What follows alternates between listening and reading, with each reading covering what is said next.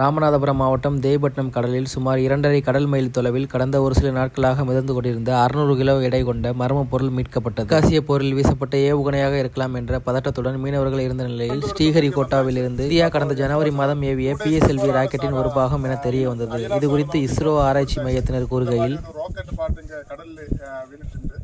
So അത് നമ്മുടെ ഐറ്റമാണെന്ന് check പണ്ണണം. Okay, when photo അയച്ചപ്പോൾ നമുക്ക് മനസ്സിലായി ഇത് இந்த PSLVയുടെ ഒരു SITVC ടാങ്കേജ് ആണെന്ന് നമുക്ക് മനസ്സിലായി.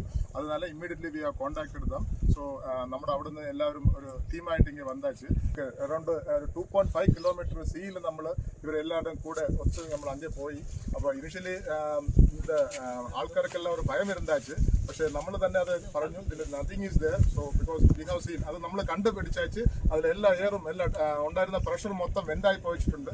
So nothing hazardous. So we have recovered this item. This PSLV C-62 rocket January 12 ശ്രീഹരിക്കോട്ടയിൽ നിന്ന് ഇത് വിട്ട റോക്കറ്റാണ്. അതിൻ്റെ ഒരു പാർട്ടാണ് ഇത്. കൺട്രോൾ സിസ്റ്റത്തിലെ ഒരു ടാങ്കേജ് സബ് അസംബ്ലിയാണ്. നോർമലി ഇത് ശ്രീലങ്കയിൽ, അതായത് ഇന്ത്യൻ ഓഷനിലാണ് വീഴുന്നത്. ദിസ് ടൈം ആൾസോ അവിടെ തന്നെ ആയിരിക്കും വീഴുന്നത്.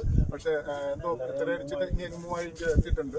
ഓക്കെ, ഈ പ്രീവിയസ് ആൾസോ നമ്മൾ ഇതുപോലെ ഒരു റോക്കറ്റിന്റെ പാർട്ട് ഇതേ സെയിം ടാങ്ക് ഇന്ത ഇടത്തിൽ തന്നെ റിക്കവർ பண்ணிട്ടുണ്ട്. അപ്പോൾ നമുക്ക് മനസ്സിലായി nothing hazardous. Okay, but for the safety of the people as well as the fisherman the സീലിരിക്കുന്നത് അവർക്കൊന്നും ബുദ്ധിമുട്ടുണ്ടാവാതിരിക്കാൻ വേണ്ടി നമ്മളിത് റിക്കവർ பண்ணிட்டு വെച്ച് ഇത് ഇന്ത്യയിൽ നിന്ന് വലിയമല, അതായത് ഇസ്രോയുടെ LPSC ക്യാമ്പസിൽ ഇത് കൊണ്ടുപോയിടും.